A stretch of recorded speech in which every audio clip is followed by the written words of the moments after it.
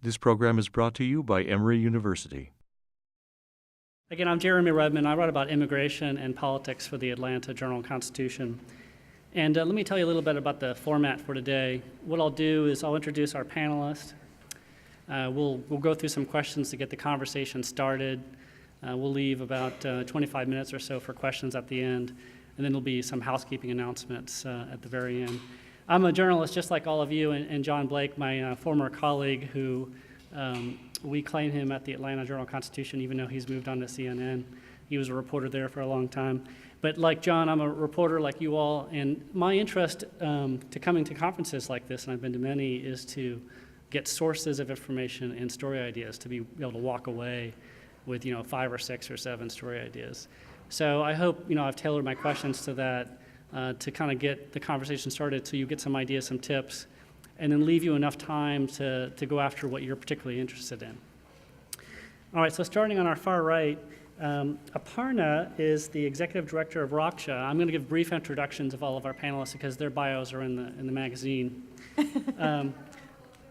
I'm sorry.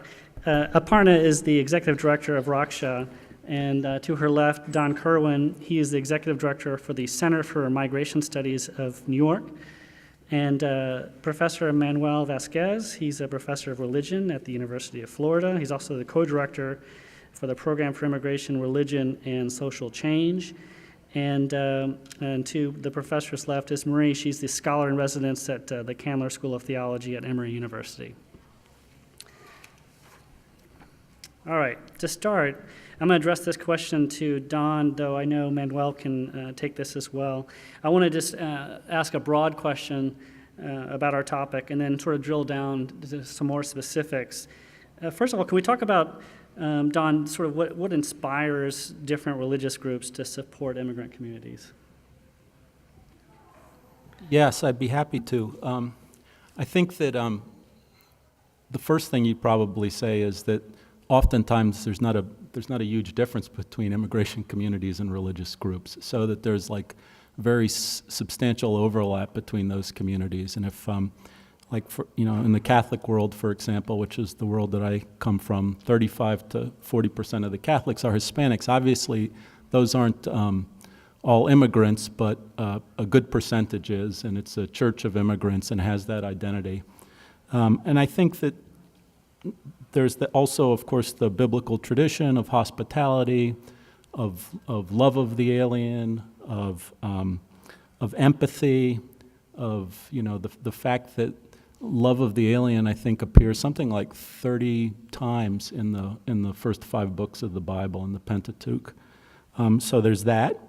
And if you think about it, there's scarcely a biblical story that isn't about migration in some way. I mean, here's a fun test. Try to name one that doesn't have migrants in it in some way. The encounter between people and God always takes place in these stories through migrant tales. So it's something that religions have long experience with.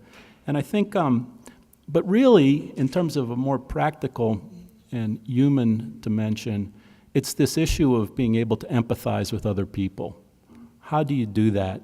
How do you identify with others? How do you really regard others as brothers and sisters? How do you build that? And I think whether it's co-religionists, whether it's struggling young people, think about how powerful the dream narratives are and people really identify with those young people, whether it's identification of today's immigrants with our ancestors, whatever it is, or just regarding people that are in a really impossible situation, particularly with the extensive U.S. enforcement system and the way that that's become not just a social issue, it's become a pastoral issue too. And so I think that that's why do people ultimately in religious communities ultimately get involved in these issues? It's because they are either identifying with those immigrant groups, or they're taking a there but for the grace of God kind of view about them. And I think that's what it comes down to. Manuel, did you want to chime in? I think Don is Just to add to Don's point, so you have theological reasons that he talked about. He also talked about the issue of history, common history. One can see that, for example, in the Latter-day Saint Church, that played an important role in what's called the Utah Compact, where basically the Mormon Church sees itself as also a traveling church, a church that was in exile, and a moving church. And so in many ways, they sort of go back and say, well, so if we were also strangers in a strange land, we need to take that background into consideration as we also address our present conditions and the responsibilities of the church. So the issue of theology is important, the issue of encountering the other in terms of ethics, what I would call the ethics of mutuality or reciprocity or recognition of the other.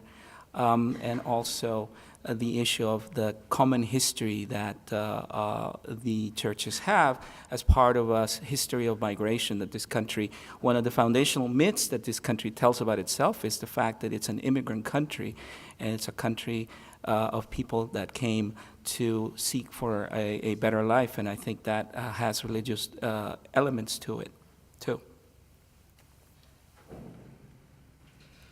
All right, so one of the biggest stories that's going on right now in immigration, of course, is the humanitarian situation on the border.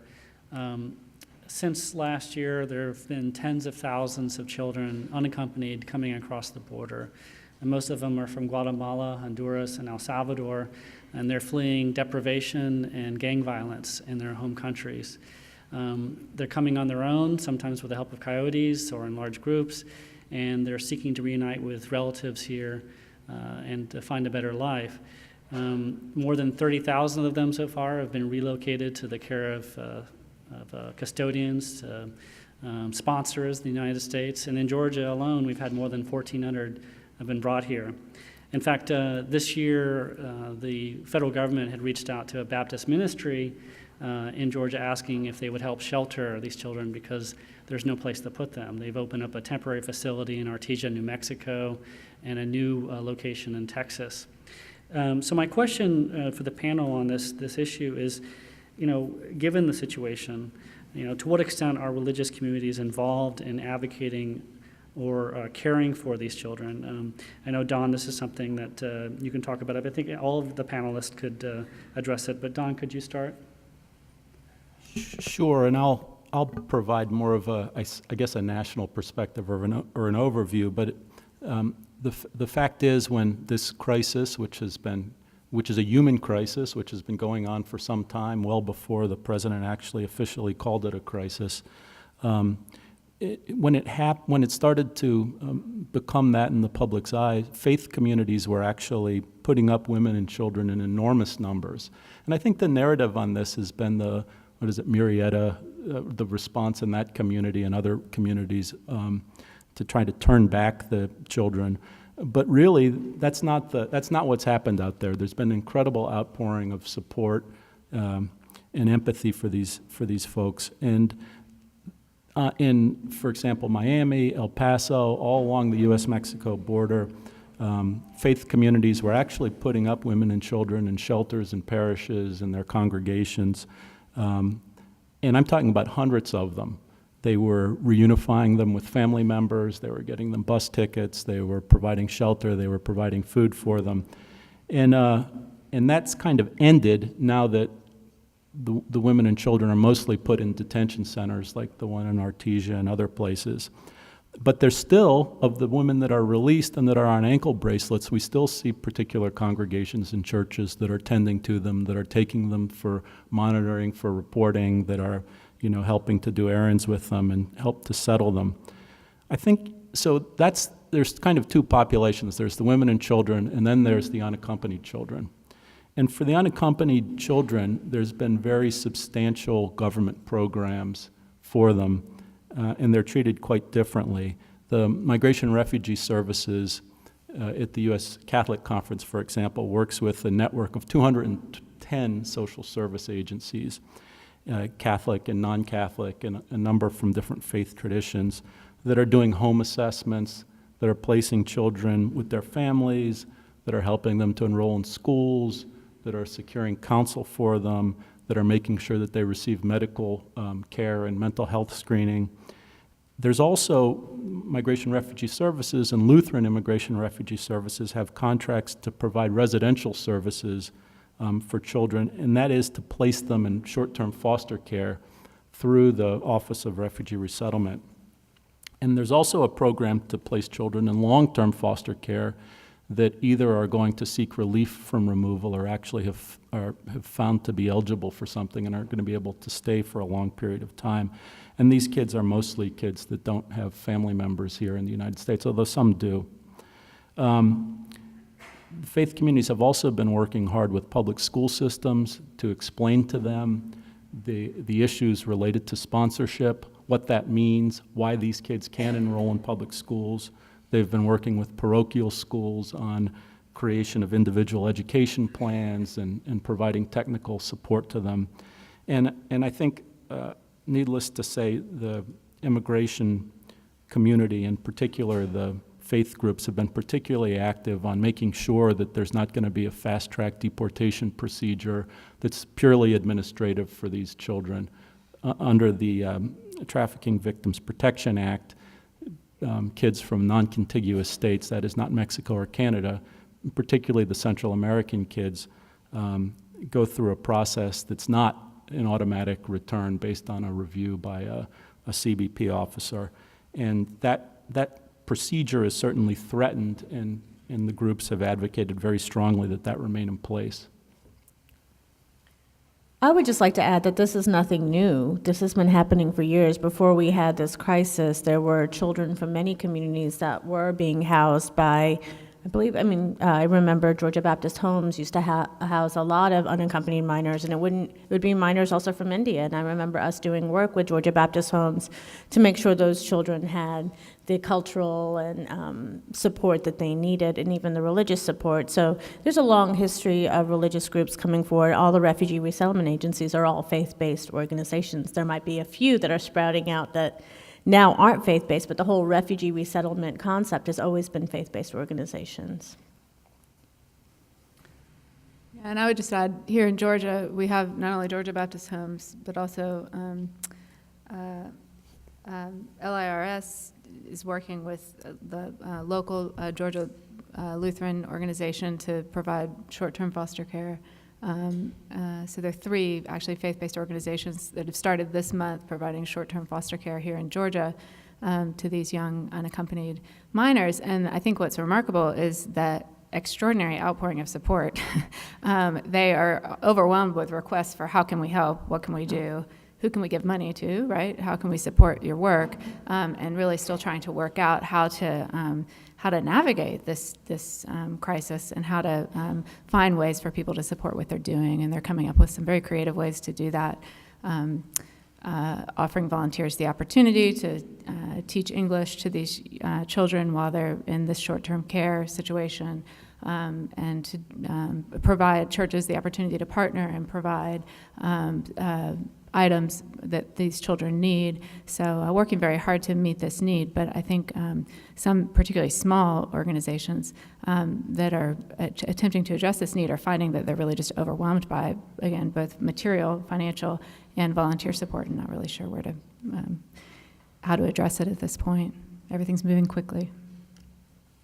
I've observed in my reporting several examples. So where, for example, Catholic Charities of Atlanta has an attorney in the immigration court in downtown Atlanta that will help represent some of these children. It's a pretty compelling process to watch. These are open court proceedings. Any of you are allowed to attend and observe them and report on them. And when I was there, the docket for these children for one day, for one judge, she had more than 45 children on her docket. And the Catholic Charities of Atlanta attorney, Jennifer Bensman, was there present, and they were handling blocks of hearings for 7 or 8, 6 or 5 children at a time to expedite the process. I wanted to address another issue related to the border, Don. We talked about this earlier, is to what extent is this issue of unaccompanied children and the humanitarian crisis that's on the border really a border security issue? Well, I'm glad you raised that issue because it's not. You know, the border has become more and more secure over the years in terms of fewer and fewer people crossing, higher apprehension rates, you know, all of that. It's quite clear. And you'd expect that given the extraordinary amount of spending that's gone on with the Border Patrol and with the CBP in particular.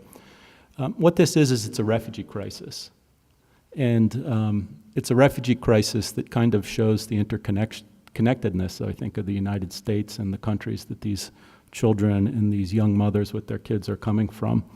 And because a lot of the, you know, remember, these are gangs. A lot of this is driven by violence. It's as clear as can be.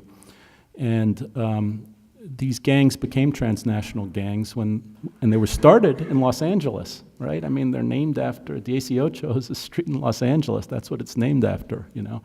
And a lot of those folks, of course, didn't become citizens. They were young immigrants, children of immigrants due to the Central American Wars and were deported. And now it's kind of the evil side of globalization or the bad side of globalization, that they're the ones that are persecuting and conscripting and threatening people, and that's who's fleeing now. And I think the other piece of this, of course, is that they're not entirely unaccompanied minors in the sense that their parents have sent for them in lots of cases. So what you have is the federal government hasn't gone ahead with federal immigration reform that would have allowed for the reunification, but it's happening in this way, which is a very violent, disruptive way that makes people think that there's a massive social disorder. And in fact, the borders are fairly secure except for this refugee crisis, and it really is a refugee crisis. I think the assumption that all the children come in because of the border is not necessarily true. We have a lot of children from other parts of the world who are unaccompanied minors that are coming in through planes, through false documents. So to think that it's just a border issue is not realistic, and it's not acknowledging all the other communities that are also have undocumented communities and children coming in as well. So just to kind of throw that out there, it's always like it's the border, and these are the only people coming in. And we have a lot of children from Asia and Africa who are also coming in to the United States that are unaccompanied as well. Manuel? Not the same numbers, I will recognize that, but. You know, and I'd say this on just one more thing, that don't believe me. Believe the head of CBP, Yeah. who says this is a refugee crisis. Right. It's not a border control crisis, it's a refugee crisis. That's the head of the Yeah. federal agency that controls the border. Yeah, the head of Customs and Border Protection, Kurlikowski is his name. He was sworn in this year. He was just in Atlanta last week. I interviewed him, and he said, in fact, what's going on is the children, when they come across the border, they give themselves up immediately to the Border Patrol agents. And in fact, some of the coyotes, they're paid smugglers that bring them here, call 911 to tell the Border Patrol agents that there are children coming their way. Manuel, well, you were nodding your head. Did you want to chime in? Did you have something you wanted to add? Yeah, I think to reinforce the point that sometimes when we think about immigration, we tend to think in very individualistic terms, that people making decisions of trying to take advantage of a system, or, you know, they're coming here to abuse social services or something like that. But I think these are very tough family decisions that people make. And they have to do with breaking up families. They have to do with reunifying families. And again, if our immigration policy wants to place an emphasis on family reunification, we're basically contravening that by the ways in which we have been addressing the issue with enforcement. And to emphasize also that it's not just families, but families within larger historical trends. As Dawn talked about, there's a long history for that sort of leads to these children being here, and that has to do with going back to even the 1950s, when the United States was intervening in Central America, changing governments and propping up dictatorships that were repressive. And that leads to the wars in the 1980s that then displace a large amount of people that then come and form the gangs. So I think one of the important things that you guys can do is to sort of convey the context in which, a historical context, in which these movements of population take place. In other words, people do make decisions, and they are wrenching decisions, but these decisions take place within historical constraints that they face. and background conditions that force sometimes very tough decisions on them. I want to stay with the border issue with the children a little bit longer. One of the narratives that you can pursue with the story that is, I thought, really compelling was the families that are taking these children in. While there are religious groups and organizations that are helping shelter these children and care for them and provide them services, there are also families that have agreed to become legal guardians for these children.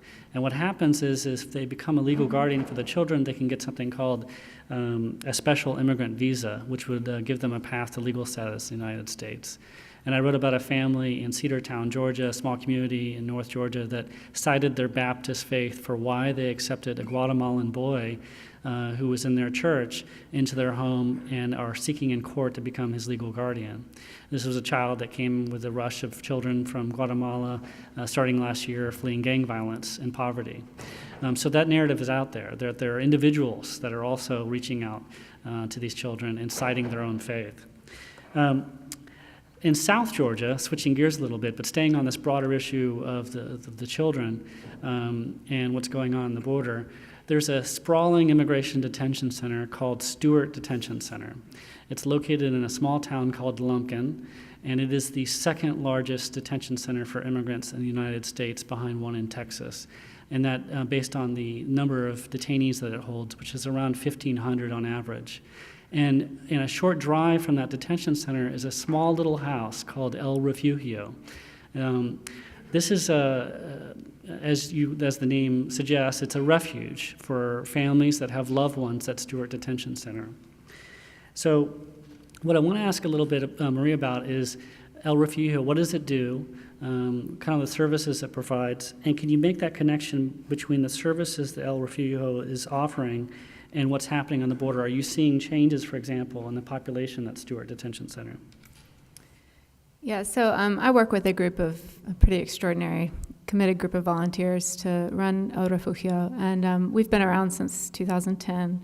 And basically what we offer is, it's a ministry based in the Christian tradition of hospitality, and sometimes we describe it as radical hospitality, that is love of the stranger in a pretty radically inhospitable context. That is the context of one of the poorest counties in Georgia, where there are very few resources.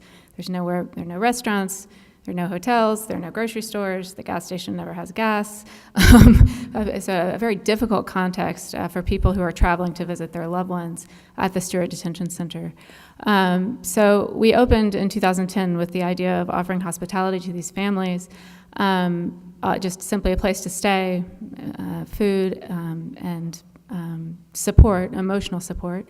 And then we also have a visitation program. We visit with detained immigrants inside the facility, and we bring groups of volunteers every weekend to visit with those immigrants. What has been really interesting for us is, for the first couple of years that we ran the program, we were working primarily with people who, as a result of 287G and then Secure Communities programs in the Southeast, were being detained for very minor violations. Driving without a license, car accidents. We had Dreamers there for the first couple of years. Really heartbreaking stories, but all regional, folks from this region. So we were hosting their family members, and then also helping them and supporting them. In the spring of 2013, something started to change, and it took us a while to sort of determine what was happening. But we realized that the people who were requesting our support and visits from us from inside the detention facility were really a quite different population than we had been serving in the past. And what we found out was that ICE had determined that the Stewart Detention Center would begin to be the place where they brought young, primarily Central American asylum seekers who were detained at the border. So they were being brought by airplane loads, 200 plus at a time, to the facility, and we were being asked to help them meet their needs in a context here in Georgia that had very, very few resources for asylum seekers. Our resources in terms of the capacity to offer legal support and other things for these asylum seekers are very limited. So We are now working, probably the majority of the people that we're working with are 18 to 22-year-old, primarily Salvadoran and Honduran asylum seekers who have come to the border. In many cases, we're actually working with a couple of young men right now who are 18. They arrived at the border with their siblings for the very same reasons that these unaccompanied children arrived. Their younger siblings were put into a different process, of course. We just met a family recently that we've been working with. The younger sibling has already been reunited with his parents here in the United States. They have TPS, so they have permission to live and work in the United States, but their children did not have permission to be with them. And this 18-year-old has been put into an entirely different process, and that is he has to seek asylum, and his prospects are dismal for being granted asylum, despite the fact that every one of these young men that we're working with have passed their credible fear interviews. So it has been acknowledged that they have a credible fear of persecution. So a group of us decided this summer that because every single one of these young men that we've worked with has been deported back to their country of origin, we decided that we would visit with them in El Salvador and San Salvador. Many of them are from regions near San Salvador, to see how they're faring and see if we could help connect them with one another, to support one another in these extraordinarily difficult circumstances. I'll just say that this is a refugee crisis, and even though I have been hearing for a year and a half now, while visiting with men in detention, what was happening in their communities, to be in those communities was, I still have trouble articulating the experience of accompanying them in those spaces. They're in extreme crisis situations that we're returning these young men to. I just thought maybe I would quote, I think it's important to bring their voices into this conversation. I thought maybe I would quote one of the young men that we spent time with back in San Salvador, who we had worked with in the Stewart Detention Facility. We got to spend a couple of days with him in San Salvador, and one of the things that he told me was this. He said, "Many people think the American dream is about the almighty dollar. People want to come to America to earn money. That's not my American dream. My American dream is to leave my house in the evening and walk a couple of blocks to visit with friends. My American dream is to go to the mountains and take a long walk in the woods alone." So that's what these young men are facing. Thank you, Marie. I wanted to stay on that issue a little bit longer and emphasize the remote locations of these detention centers. Stewart Detention Center, as Marie mentioned, is in this tiny town more than 100 miles south of here, south of Atlanta. It's in an impoverished county, Stewart County. There are no hotels or motels anywhere near there. And while Marie's group is helping the immigrants themselves, her group is also helping families. So they'll come and they'll stay in this little house. They'll have a free place to stay and food, right? These are families that are traveling from several surrounding states, hours and hours to get there to visit their loved ones. North Carolina, Tennessee, maybe South Carolina, Alabama. Can you talk a little bit more about the challenges of the remote location and how you're addressing that? Well, I mean, I think one of the most important challenges, and this isn't just the Stewart Detention Center, this is really by design, is my understanding. These detention facilities are in remote locations. And of course, one of the most significant challenges is finding attorneys who can commit their time and resources to representing men in this detention facility because it is so remote. So that's not a challenge that we as El Refugio face, but it's certainly a challenge that we feel very much with the people that we're working with.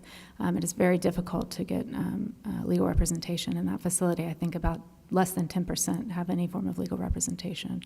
For the families, gosh, it's hard to even know where to start. These are families in financial crisis because their primary breadwinner has been put into detention, right? So they are very short on resources anyway, and in order to visit their loved ones, they're traveling hundreds of miles. They're arriving in a region that has no resources for them. Not only is there a lack of support, it's a community that itself is in such profound economic crisis that there really aren't networks of support, as there would be, for example, if they were in regions close to Atlanta or other places. So we find that really every single one of their needs we have to help meet. I'll give you a simple example. When men are being deported from this facility, they're allowed to have a bag of clothing, and the bag, there are very specific dimensions. This is a CCA-run facility. There are very specific dimensions for that bag. They can have a bag a specific size with certain kind of zipper, and they can only have 2 pairs of shoes and this, that, and the other. So what we find is that oftentimes it is very difficult to get this information. I'd say I'm pretty internet savvy, and I can't find it on the internet anywhere. So people have traveled hundreds of miles. They show up at the facility. They've got a bag of clothing for their loved one, and the facility will not accept the bag because of the dimensions of the bag. There's nowhere for them to go and purchase a bag. So one of the things that we at El Refugio have to do is constantly have bags on hand so that we can provide bags with so that they can put their items in. So this is just it's a simple thing, but when there are no stores anywhere within 30 miles, 40 miles that will sell a bag that will fit these dimensions, we're finding that we have to pick up the slack in sort of unusual ways. Thank you. This question is for Aparna. One of the challenges that immigrants face is let's just put it in terms where you can understand. For example, let's just say that you're an immigrant and you've come from a country with a totalitarian government or a corrupt government, and you are here in the United States without legal status, living in the shadows, and you are the victim of domestic violence. You are in a community that has law enforcement programs called Secure Communities or 287G. These are immigration enforcement programs that are designed to basically get you out of this country if you're here illegally. So you're living in the shadows. Who do you turn to for help? And so you're already distrustful of government authorities, right? You're distrustful because of your home country, but also the authorities in the community you are living in now because they have these immigration enforcement programs. Aparna, can you talk a little bit about sort of, how faith leaders are playing a role in helping immigrants who are victims of crime and the challenges you have in kind of breaking the ice with them when they're already distrustful and fearful? Okay. Little question. Yeah, little question. Yeah. What I want to be clear is there are a few faith leaders that are helping with domestic violence, but I think what's interesting to think about is in other religions, especially say like Hinduism and Islam and even Sikhism, the religious leaders aren't the same kind of religious leaders in the Christian church. So a lot of them, they're leading prayers. So it might be a faith community or a cultural community. Mm-hmm. And for us, I can speak specifically about the South Asian community, is culture and religion are kind of intertwined. And so a lot of individuals may come to their leaders about domestic violence, but they also may come to an organization that's community-based to talk about domestic violence. But the issue that we face is, of course, there's always the fear around immigration. Immigration is a difficult topic. There's, with the South Asian community, I think we don't talk about it enough. We're not the community that you think about when you talk about undocumented, but yet we have undocumented individuals. We have spouses that need support, or we have spouses who are on non-immigrant visas that are about to expire, and that makes survivors very vulnerable. So what happens is that they may come to a cultural community, and there's a lot of fear with the immigration laws and the immigration rhetoric that communities hear, especially after the passing of our statewide immigration law. A lot of survivors were really scared to let us, a nonprofit, know about their immigration status because they were fearful of consequences. There are times that survivors have, when the police are called in a domestic violence situation, where a survivor could be arrested. Or what if she gets stopped because she can't have a driver's license, but she still has to get food for her baby? She can get stopped, and if she's stopped in a certain county where they have 287G or secure community policies, she can be put into detention if they realize that she doesn't have documents.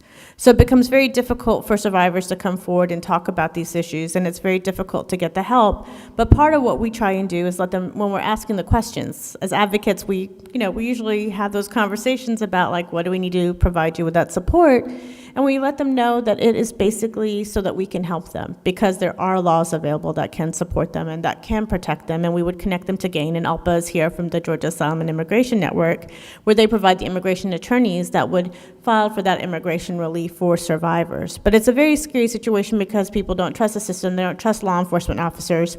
We have some communities in Metro Atlanta that won't sign off on these U visas, which are for victims of domestic violence, because they just don't want to support those undocumented immigrants, quote unquote, in getting immigration status, even though this is a a federal law that is designated for crime victims. And so depending on where you are and what community you're in, we can sometimes get officers to sign off and sometimes we can't. Or you may have prosecutors' officers that have limitations that may keep a survivor from getting that verification unless they meet X standard. So there's a lot of barriers that are created, but it makes it really difficult for survivors to get the help that they need. Aparna, we were talking about this earlier. You're noticing some disturbing trends and sort of the clients that you've been dealing with. Can you talk a little bit about that? You mentioned human trafficking and early marriage. Yeah, so we've been seeing some trends. So one of the things that we've seen is that some young women have been brought into the country as wives, and they were actually under 16 when they were brought in, but they falsified the documents when they went to immigration to come in. So you have a lot of young girls who are coming in as brides. We have situations where young girls are being married at 14 or 15 by their religious leaders. And I'm not doing this to condemn the community, but there are things that are happening in the community where there might be a sexual assault, and they may have the young woman married. And it's in some of the smaller communities, but we're getting a lot of police reports or police calling for technical assistance just to kind of deal with the issue of, like, we've got this 14-year-old who is pregnant and she's at the hospital, and she's supposedly married in a religious way to a young man in her community or an older man in her community. So there are some trends of where we have to talk about it. And I think the fear is that when we talk about these issues, it brings negative light on our community. So why are we going to talk about it? Because then it becomes these stereotypes that people have about our community when it's not the entire community, it may be pockets. And we know this happens in the larger community, but the religion and culture aren't deemed as it's culturally and that's part of their religion. We know that there are horrible things that happen to young girls in community in the mainstream, I guess, American community, but yet when we bring it to light in our communities, it becomes a cultural, religious thing. This is part of their religion, it's part of their culture, they accept it, and it gives people more fodder to actually discriminate and make judgments about our own communities. All this happens in all of our communities. It may have a different name, but the problem is we don't want to talk about it because what it does, it leads to harassment, stereotypes, and reasons for why not to give us immigration status, because these issues are happening. But again, they're happening in the larger community, but for some reason we want to kind of say, oh, that's part of their culture, so we don't want to let them in. They'll bring these bad values in, and the reality is that stuff's already happening in the larger community. Thank you, Aparna. I want to go back to sort of touch on some of the panel discussion from this morning with John Blake and his panel, and get into something I'm curious about. And I've reported on Catholics and evangelicals being vocal on the topic of immigration reform, but what about other groups? What about other religious groups? Where are they on this issue? Is that something perhaps, Manuel, Don, that you want to take a stab at, either one of you gentlemen? Yeah, as I mentioned, the Mormon case is very interesting because I think they were, I think, instrumental in many ways in the Utah Compact that sort of tried to balance, to take a middle path between enforcement and at the same time providing opportunities for legalization of undocumented immigrants. And in that sense, the church has used the theological justifications for that. There are other groups such as the Anti-Defamation League that take a very clear stance against the laws that tend to focus on driving while brown or something like that, and that they basically see that as a kind of discriminatory practice. So they have come out. Same with some of the Muslim groups. They have also pushed for a clear understanding of the fact that you cannot discriminate people on the basis of how they look. And some of these secure community laws, even though they're meant to remove some of the more dangerous elements, they tend to result in persecution of people just because of the profiling or sometimes for minor offenses.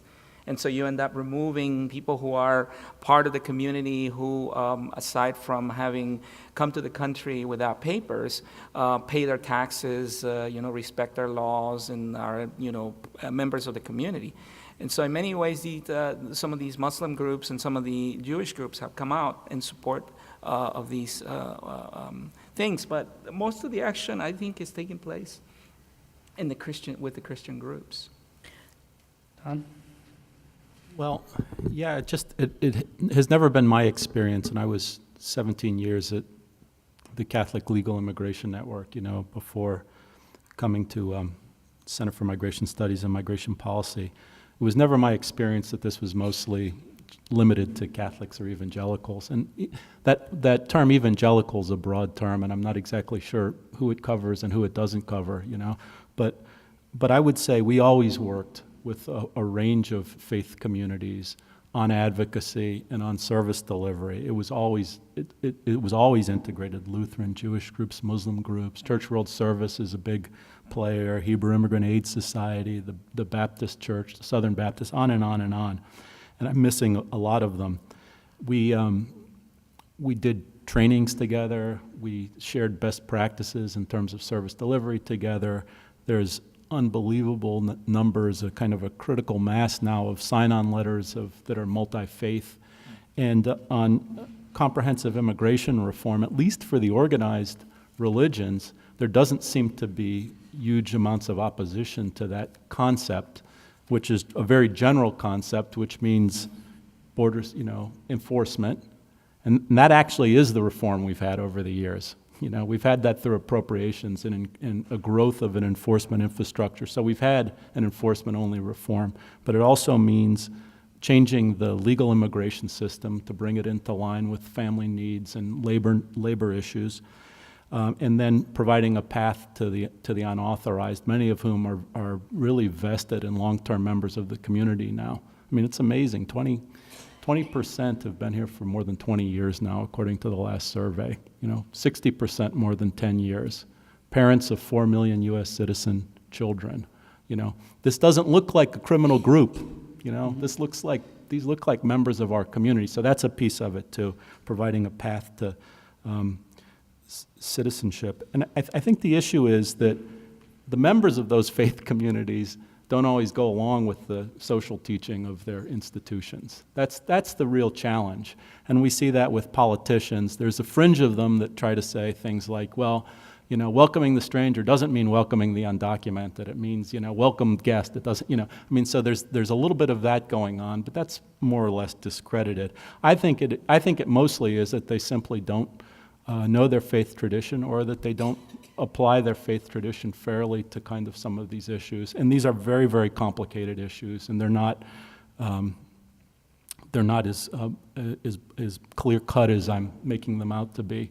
But generally, the organized religions that have looked at this are coming out in favor of comprehensive immigration reform, protection of refugees, and the kind of bundle of issues that are under that rubric of comprehensive reform. And I'm happy to get rid of that word too, by the way, but those pieces of it, they fit together quite well. Well, let's stay with that, Don. We were talking about this earlier, just the lingo that's used in this discussion, right?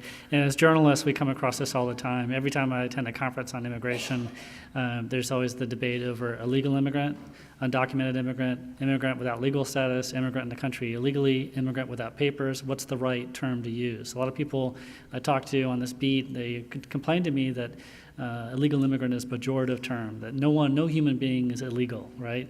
And various newspapers, the Associated Press, the New York Times, have adopted different styles. So they're all over the map right now. I know the AJC, where I'm at, we're wrestling with this issue on our style. Can we talk a little bit about the language? What is acceptable, what's not? Amnesty is another a big word, right? What do you all think about this? Parna, I can see you smiling. Well, no, I had something I want to talk about before, so I was. Anyone want to address the language? My own thought on it is there's behavior that's illegal.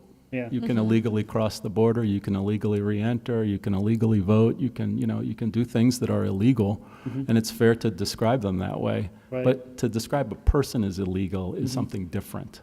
How can a mother or a father or a brother or a sister be illegal? Even in apartheid, there weren't illegal people. Right. So that's why it pretty much, once you start using language like that or calling people criminal aliens, then there's no debate to be had, you know? And I think that's one of the real problems. And in terms of amnesty, that is, thank you for asking that. Because let me ask this to the religious groups out there. I've never understood that. Yes, amnesty polls very poorly. Everybody knows that. That's why it's used. It's used as a wedge. It's used as a club. But from a religious perspective, you know, I mean, think about the Christian perspective. We regard ourselves as the great sinners that we are, as the beneficiaries of kind of an ultimate amnesty. Mm-hmm. And why is that, you know, why is the notion of forgiveness a dirty, you know, notion, particularly for conservatives? And I'm not, you know, I don't consider myself super progressive. It's just a curious thing to me that religious groups have run from amnesty and are using that as a club. I'd like to add a couple of things. From my understanding, immigration law is civil law, and so if you cheat on your wife, are you called illegal? If you're, you know, doing all this stuff, so the fact that we always get into arguments about people being called illegal based on a violation of civil law makes no sense, and it doesn't jive very well in my book.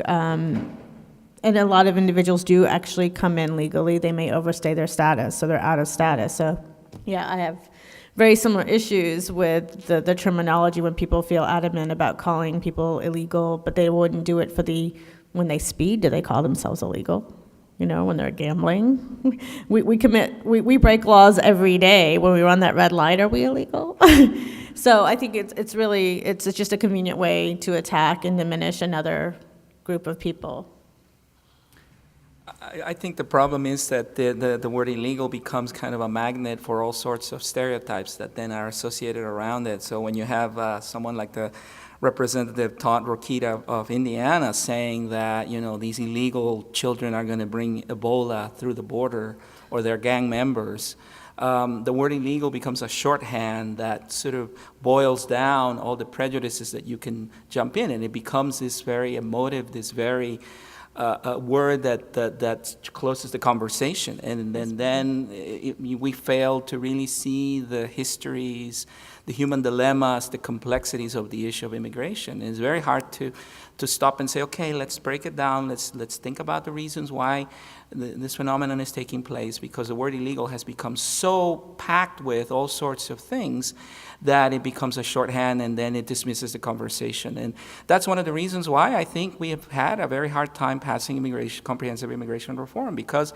the language that we use sometimes to refer to the phenomenon is so impoverished that we fail to really understand the multiple ways in which this phenomenon has to be treated, and is a transnational situation that sometimes one country, no matter how powerful it is, cannot resolve. So that is my problem with the language, that it's not only dehumanizing for the person that is being objectified but it's also dehumanizing for the person who's using it, because you fail to really engage the issue in full complexity, and you end up trafficking with very flattened stereotypes.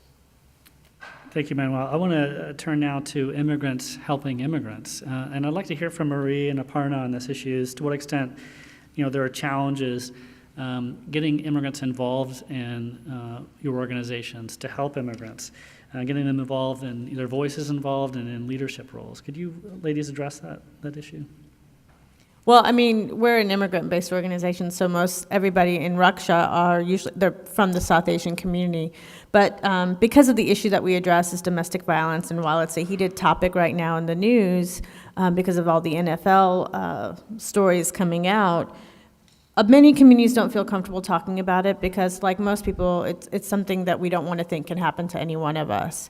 And so one of the things that we always happen when we're talking about domestic violence, I think people want to help their community, they want to give to their community, but I think when we talk about domestic violence, we want to other and find other people that it happens to. It's this community, it's the poor, it's the uneducated, it's this religion, it's this region, because somehow that makes us feel safe. And so there's always that challenge in getting folks to buy in because they don't think it could be their friends, it could be their sister, it could be very coherently. But at the other end is that Raksha's been around 19 years. We have had a community that supports our work. they could support it a lot better, but there's still a community, and when someone has a friend or someone they know, they're willing to get engaged, and most of our support does come from community members. We have community members that are volunteers, so it is a very grassroots, immigrant-focused agency, and some of us might be second-generation immigrants, but, it is immigrants helping other immigrants. So I do think that immigrants are willing to help each other, and we have support networks, and we work with our faith-based communities, and sometimes it's an incident that happens in the community that may get the faith leaders to kind of go, oh, wait, we have to address these issues a little bit more. Oh, wait, we have to have some more dialogues. And that's one of the things that we've seen when something has happened in the community. That's a great way to engage in dialogue and get community members to have have the very difficult discussions, because they tend to focus, at least in our communities, you focus on the prayer in the religious center. It's not the politicized, unless somehow something has happened to your faith-based institution. And that's when you would get mobilized. And I'm going to add this because it was something that kind of came up, is we failed to kind of talk about the Sikh community. The Sikh community has been an amazing force in policy and advocacy. There's the Sikh SALDEF, which is the Sikh American Legal Education and Defense, SALDEF, fund. And then there's the Sikh Coalition. And they have been, a lot of times our communities are dealing with hate crimes at the same time that we're dealing with immigration. And sometimes it's the most emerging issue, but they are active. Those two communities have addressed bullying in DeKalb County. They take on national legislation all the time to ensure their religious rights, so that they can wear their turbans, or so that their religions are respected, so they can play basketball and not have to take off their turbans. So that's one community that I don't think we've talked about, and it always tends to focus on a Christian focus, but there is advocacy, especially when you're a community that's been targeted and that has been harassed and has dealt with hate crimes quite a bit. So knowing that there's different ways in which our communities do get active, and we do mobilize, and that we are trying to make change. And sometimes we'll do it through a larger South Asian. We may not do it with a religious term, but there's South Asian Americans leading together. There's the Asian Pacific Legal Education and Defense Fund. So there's many ways in which we do it. We may not do it under a religious banner, but we are doing it. We are mobilizing and working for better communities for our communities. Yeah, I would just say at El Refugio, one strategy that we very deliberately undertook from the outset, that I think a lot of organizations who are doing this is that we created a board of directors that had immigrants and non-immigrants on the board of directors, and also people who were directly affected by our detention and deportation system. So again, not only just sort of trying to get involvement on the level of volunteers, but involvement on the level of what is it that we ought to be doing and how can we do it well to serve all of our communities. I think so on the board level, that's one kind of thing that I think has worked well, again, for El Refugio and other organizations that are doing this kind of work, this kind of collaborative work. I think it's also important to acknowledge, and we're fortunate that we have many volunteers who can help us to see this, that there are different ways for different participants to be involved. So for example, we have unauthorized, undocumented, out-of-status folks who work as volunteers with El Refugio very enthusiastically. They don't do visitations in the detention facility. That's not something they feel comfortable doing, but they find many other ways to participate in the life of the ministry, hosting at the house, providing food, answering telephone calls for us, and other things. One of the things I will say that we've been very pleased with is that our volunteers who are dreamers, or who are now documented, are very, very enthusiastic about getting in there and doing visitation now, so we're really pleased about that. But creating multiple ways for there to be engagement with an awareness of what is comfortable for some participants may not be comfortable for others, and then drawing on the great strengths and skills of the different groups. So for example, we are in desperate need of bilingual folks. We also, not only bilingual English-Spanish, but I think the weekend that you were with us, we had Amharic speakers that we wanted to visit who spoke not a word of English, had arrived from the U.S.-Mexico border, and we were able to tap into our networks to find former refugees who spoke Amharic and came down and worked as visitors in this program, as volunteer visitors. So again, drawing on their special strengths and capacities and finding ways to make them feel invested in the ministry is important. Thank you, Marie. It reminds me, I was interviewing somebody for a story recently, and I was speaking to him in Spanish, and he was from Guatemala, and I figured he spoke Spanish, and he was having a hard time understanding me, and I was joking that maybe it was my Spanish-speaking skills, and it turns out he doesn't speak Spanish at all. He speaks a native language in Guatemala, but he was able to pick up a few words. So don't make assumptions, obviously. We're gonna I wonder if open I- the panel up to discussion now for questions. Could I- If you have a burning question or a story idea you're working on, please come up and identify yourself, your name and the publication you're with. But Don, you wanted to add something? Yeah, I thought I'd just make a quick point to answer your question, but from a different kind of angle, and that is, how do you make established institutions responsive to immigrant communities, which I think is a huge challenge too, and one that we're seeing. And one thing that we've found within the Catholic world itself, which has great institutions, enormous networks of institutions, is that the institutions are where the immigrants were, they're not where they are. You know, so there's this great disconnect between kind of institutional capacity and settlement of new immigrant communities. So that's one challenge. And the other challenge is, where there are institutions, how do you shift the direction of those established institutions, the ministries, the programs, the healthcare, the charities, all of that, and have them pivot to the gifts and the needs of immigrants and the leadership of immigrants too. And I think that there's a couple of ways that we've found work, and one is kind of the parish or the congregation-based, if you want to call it that, organizing model, where immigrant communities themselves go through kind of the normal organizing methodology of identifying their own needs and developing strategies to meet those needs, and they incorporate the established institutions is part of the way that they're meeting their needs, so that they're going to them from a position of power and a position of organization and asking for help to do this or that. And then the other is to devote significant resources over time to a particular need that everybody recognizes. And I'm thinking of my former agency, Catholic Legal Immigration Network, which started in '92 with 17 agencies that it supported. And what it was trying to do is it was trying to take ethnic ministries, Catholic charities, which were mostly social service agencies, and other Catholic institutions, and make them legal institutions too, legal services institutions. And it later became not just Catholic institutions it supported, but institutions in other faith communities, secular institutions, community-based organizations of all kinds. And today, it's supporting 350 legal offices around the country, you know? And that's a way, over a long-term commitment to a widely recognized need that still isn't met in the way that it needs to be met, but that's the way that institutions can transform. And I think that we're very much in the mode now, and of course it's not just faith institutions, it's government institutions, of trying to reach out, incorporate not just the needs, but also the gifts and the contributions of immigrants. Thank you, Don. Aparna? I just want to add, some of that's about relationship building. One of the things that Raksha is constantly doing is challenging systems to make sure that services are accessible for all immigrant survivors.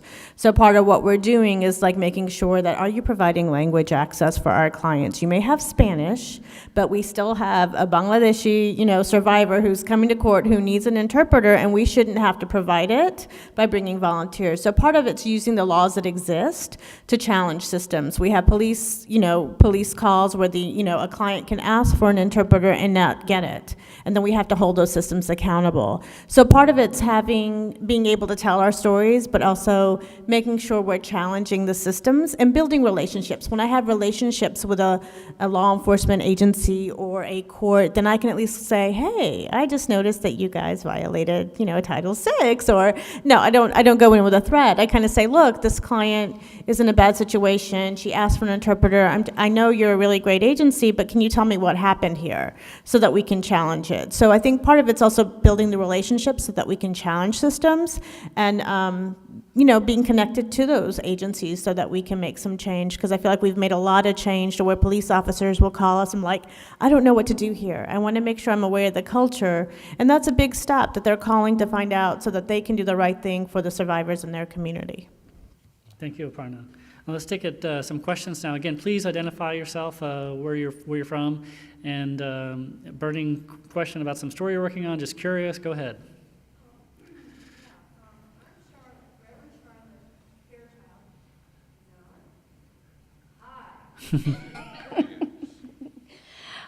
I'm Reverend Charlotte Fairchild, and I write books, and I have 12 blogs. And what I have is I want to refresh everybody from Atlanta's memory about, and as far as identifying myself, I'm with the Global Health and Humanitarian Summit. I've been ordained twice, once by Southern Baptists in '87, and that's after 10 years of college and 6 scholarships. And then in '99, we all lost, every woman lost our ordination. Not ordination, but endorsement. Our ordination's good. But the second thing is this. I'm with the Global Health and Humanitarian Summit, and the man who started it was Neil Schulman, and he was a nephrologist, so he's very interested in kidneys. And 2 years ago, it was reported in the Times, the Atlanta Journal-Constitution, that Emory denied treatment for dialysis and to immigrants with green cards because they weren't citizens. They didn't get dialysis, and they were legal. So I want to remind y'all about that when I ask this question. And the question is,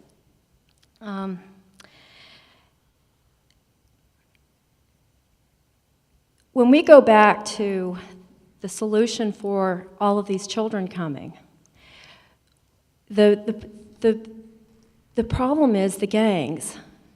I have friends who are going to Central America as missionaries. And if it's that dangerous for these small children, why are my friends going there and building things?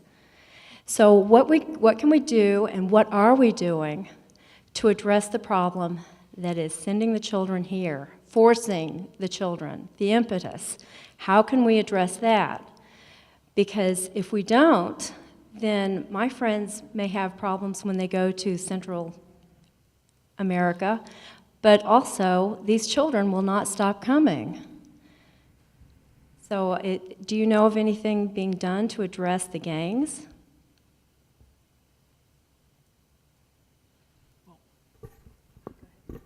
I mean, I think what I want to do is validate the question. I think it's a very important question, and where I'd really criticize there's lots of smaller programs, but in terms of programs that can be scaled up and address what's essentially, in some places, in some communities, almost a nation-building type of need. I mean, it's an enormous need.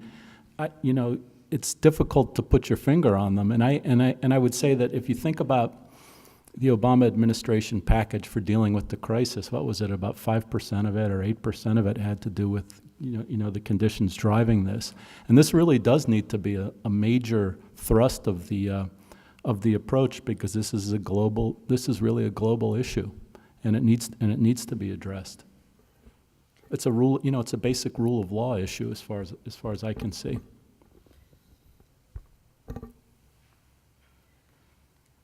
I would just say, interestingly, when I was in San Salvador this summer, unfortunately their tourist industry is fairly decimated at this point, as you might imagine. But there were quite a few missionary groups and organizations, short-term mission teams that we interacted with when we were there, having to take pretty significant precautions in terms of when they could be in certain communities and their capacity to interact with those communities.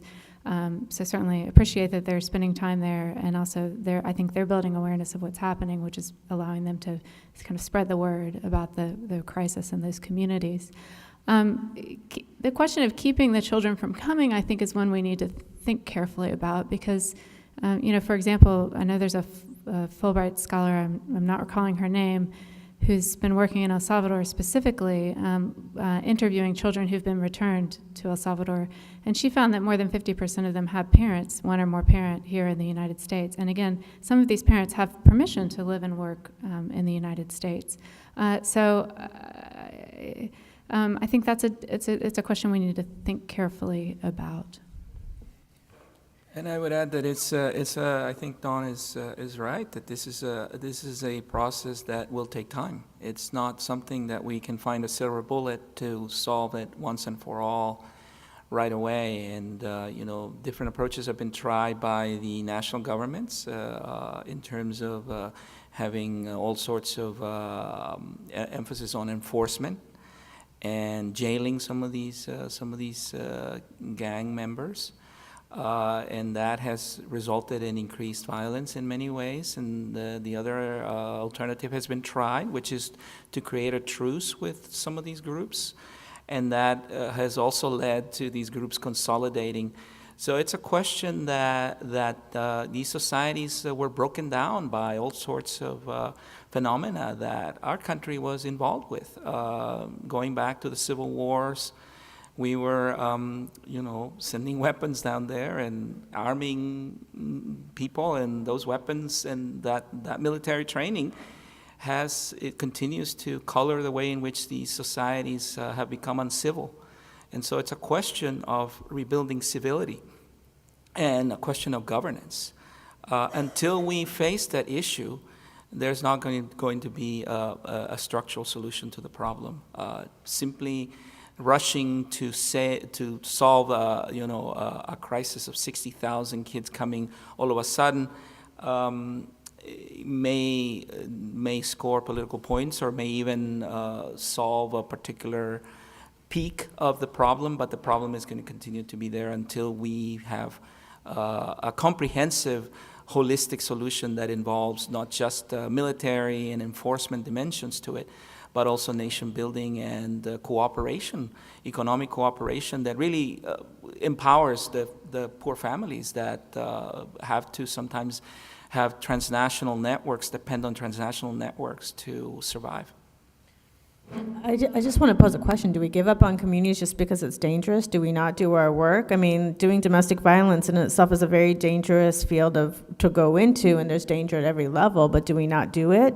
I mean, if we're looking at being humanitarian and we care about communities and we want to create safety, then many of us are going to make certain choices that may not be safe, but we do it for a greater good because we want better, stronger communities, but we also have to fix our immigration system. If we have individuals who are legally here, what is the time limit and how long are those kids having to wait to be reunified with their parents? That's problematic. I mean, depending on what country you're from, there's a longer wait to bring your spouse or bring your kids over. It could be 5 to 10 years depending on the country, which is why we do have to look at our immigration system and reform it, because it's not fair for people. Some people can bring their families over and some people can't. And that's problematic.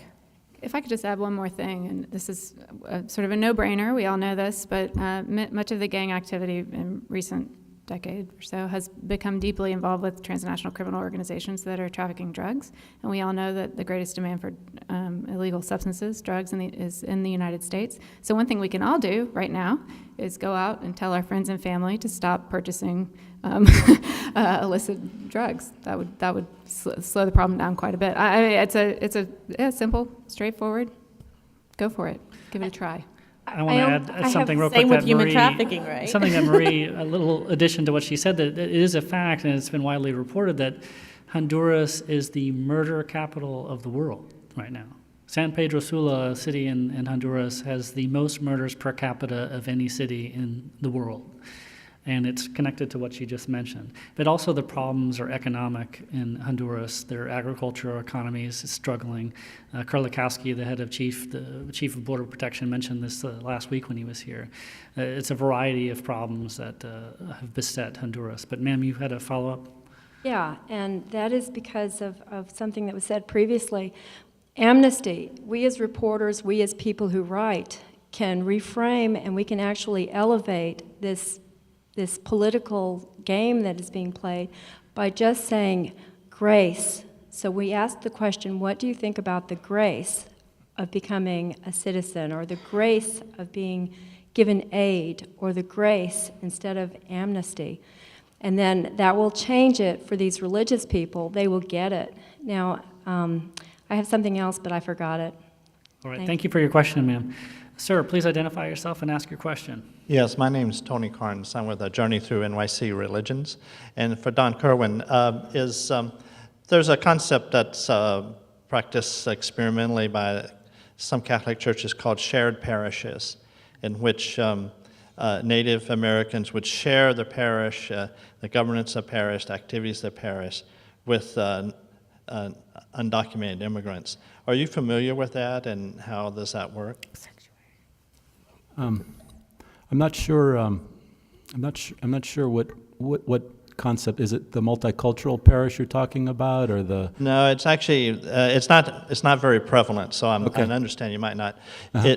It is where the structure from the priest on down is an idea they're sharing, two groups sharing one, or more than two groups sharing one parish. So they share priests, though there's some that are linguistically shared more, and other things they share all the way down. So this particularly affects when there's new immigrants, Right. and they're not joining our parish; they're now sharing a parish. Yeah. So it's kind of like combining two national parishes or something That's like right, that. Yeah, exactly. okay. I mean, I know those types of churches, and are you asking, is that a good model? Yeah. Is it a good model? Does it work for the immigrants and do they?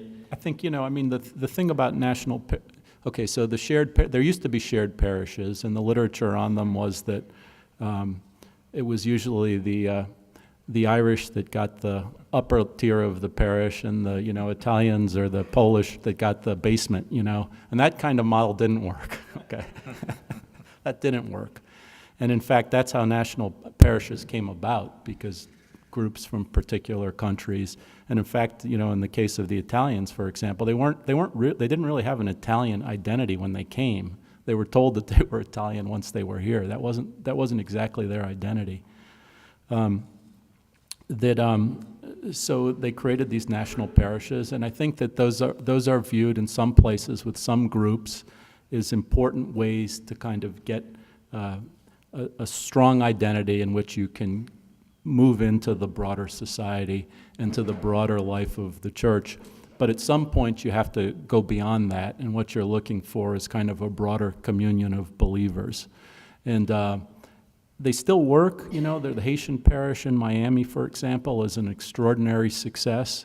But I think that where the church has come out on that is that, yes, for a particular period of time, for particular groups, they're successful, but ultimately it looks to me like this multicultural parish, which people really like and which are very, very successful, in terms of the ministries they offer, satisfaction, that's kind of the trend, and that's where the pastoral movement is taking the church. Sir. Hi, I'm Matt Miller. I'm from the State Journal in Lansing, Michigan.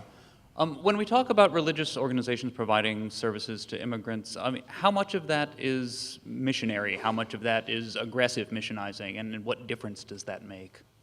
I think it's going to depend on what type of organization it is. There are some non-Christian organizations that are providing services. I think in Michigan, somewhere in the Midwest, maybe Chicago, there's like the Hamdard Center, which is focused on providing services, the Muslim community providing services to themselves. Even in Atlanta, some of the Muslim sects have their own service within their congregation.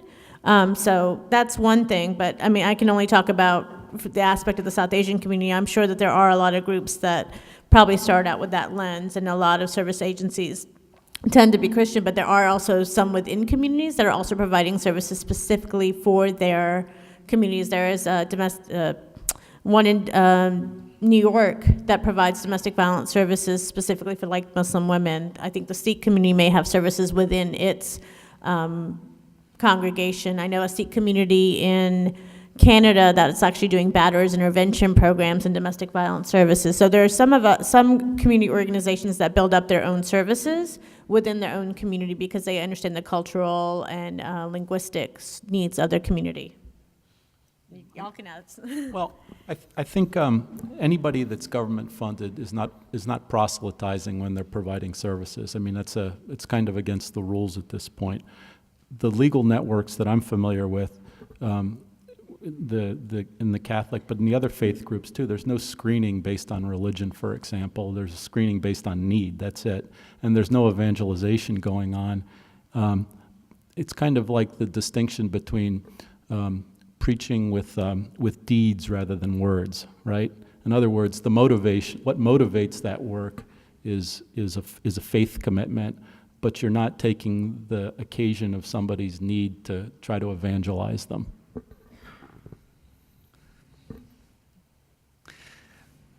One of the things that we've touched on several times today that we've not really gone into in depth, it's almost like the elephant in the room, is the legal immigration system and how messed up it is, for lack of a better word. That you can have a U.S. citizen relative here who is attempting to sponsor you, and you could wait decades to come here legally. And that could potentially affect your decision whether to come here legally or illegally. I wanted to hear from our panelists about that. To what extent, is addressing that a big portion of this debate and might alleviate some of the concerns we're dealing with illegal immigration? Marie, Don, anyone? A couple things. I would say one thing that surprises many people when they learn about what we do at El Refugio is that most of the families that we host are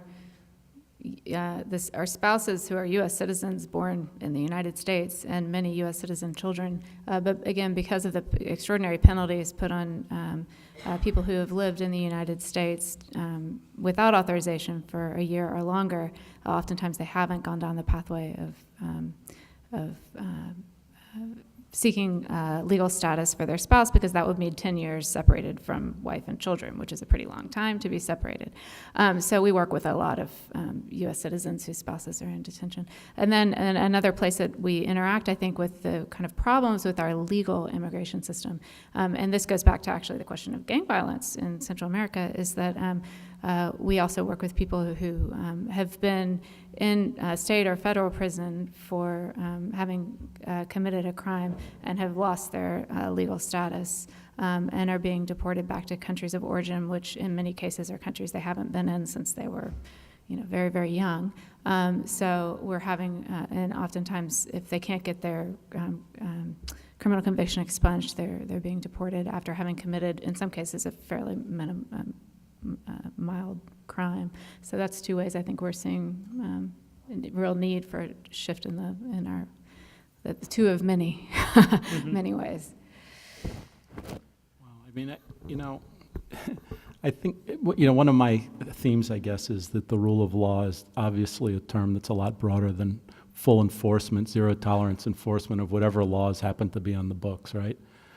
If that was the rule of law, then the great dictators of the world would be the great champions of the rule of law. So that the concept has to speak to things like, do the laws respect human rights, like family reunification, the right to live with your family? Are there appropriate due process protections in them? I mean, a lot of these issues.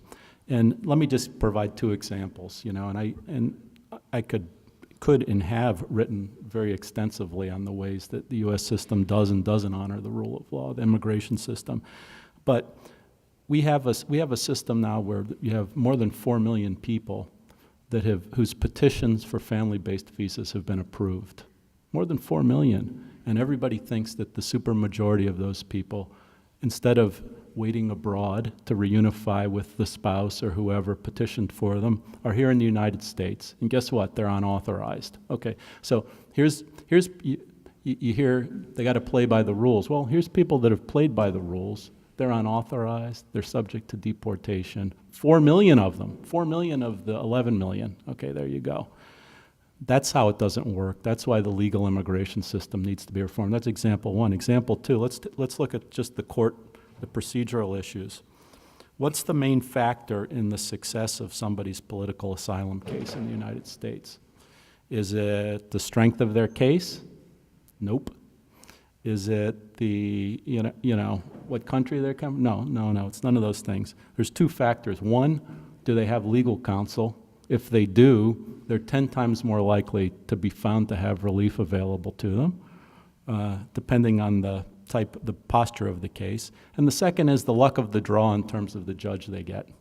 Those are the two things. It's not the strength of the case. So you need to, when we talk about these things like the rule of law, we need to be aware of ways in which the system is broken. And that's one procedural example and one substantive example. And there's a lot more. I just want to make a comment that Georgia is known for having one of the worst asylum approval rates. So also what state you're in and what court you're going to also is part of that. I had a thought and I lost Which, it. if I could just say, is one of our concerns about the shift that we've seen at the Stewart Detention Facility, that we're seeing so many asylum seekers with legitimate asylum cases being brought to Georgia. And I think with domestic violence survivors, I think there's a lot to keep in mind. There are individuals who are here on H-1. They're spouses of H-1Bs. They're on H-4s. They can't work. So how do they support themselves when they go to shelter and how long they have to wait? So there's a lot of kinks that just don't work out, even though the law is meant to be helpful and supportive. How do you support yourself for a year while you're waiting for immigration status? And shelter only is like 3 months stay. Sometimes they'll extend it, but how do you support you and your kids? So there's a lot, even for individuals who are documented, on how they survive and how practical it is. So there's a lot we need to work on. Could add one Yes, go more ahead, thing Professor. about that the rule of law also has an economic dimension to it. The detention centers were mentioned, and there are huge bucks that are to be made in pushing a strong, single-minded solution based on enforcement. And so we need to see how the resources that we're putting into sustaining a rule of law that has all these contradictions. And it has tremendous costs to taxpayers.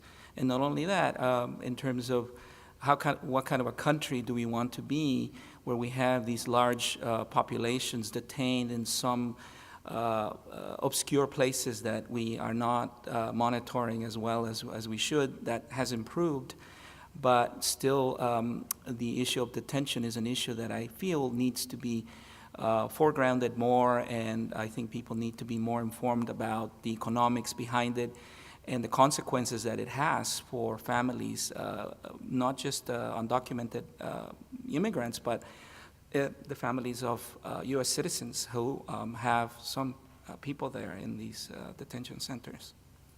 I want to tease something out that Don mentioned that's really important to know about the situation, that in our federal immigration system, you're entitled to an attorney, but not at government expense. Just like in a U.S. district court where if you're impoverished, you can get an attorney at government expense, not an immigration court, where you'll show up and observe some of these proceedings and there will be children, 6, 7, 8 years old, going through an immigration proceeding by themselves, right? Where a judge is asking them official, formal questions, what's your name, where'd you come from, you have an attorney, and it's currently getting into some of this legal talk that I can't even understand some of it, but for a child, it's pretty compelling to see this. The other thing I wanted to touch on, we have one more question, by the way. If anyone wants to ask a question, this is probably our last thing before we wrap up, is mixed status families that Marie mentioned on earlier, and just the vulnerability, how fragile that situation is, that how connected we really are, that there are families out there that have undocumented relatives and U.S. citizen relatives. Can you talk about the challenges, Marie, and any of the other panelists that want to chime in on this? What are the implications of that? I think, is it 9.2 million right now? About 9.2 million people in the United States living in mixed status families. That is where there's at least one undocumented immigrant and one citizen living in the same family or household. And again, I think for any of us who work with unauthorized or undocumented immigrants, the majority of people we work with now are in mixed status families. It's, the overwhelming majority, and particularly with the increasing number of citizen children here in the United States. They face a whole range of obstacles as their parents, and as Don, I think, very articulately pointed out, these also are families that are embedded in the lives of our communities, actively involved in churches, neighborhoods, schools, and so when one person from that family or more are vulnerable to being removed at any point, that creates for our entire communities, not just for immigrants, but for our entire communities, an instability that is deeply problematic. Ma'am. Hi, I'm Alana Price from Tikkun Magazine. I was wondering if you could talk a little bit about the transnational quality of collaborations to support immigrants. For example, religious congregations here, how often are they getting in touch with the congregation in the country that say, undocumented children are coming from to sort of work together to provide support?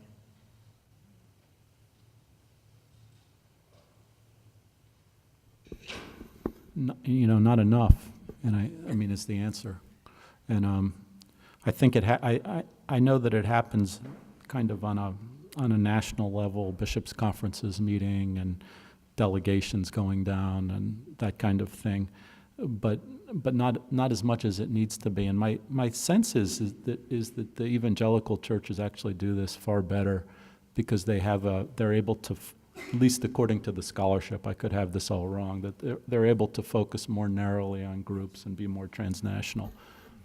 Yes, evangelical churches tend to, I mean, that's part of their ministry. They see themselves, and they themselves have a vision. I mean, Christianity does not have any boundaries. I mean, it was, from the beginning, the idea of the Great Commission, go out and make disciples of all nations. So the idea that somehow Christianity or a particular church stops at the border, that's something that's totally contradictory. So from the beginning, religion has this capacity to transcend borders and to look for transnational solutions. And in many ways, that can be a lesson to national governments, that you have to sometimes think outside the box.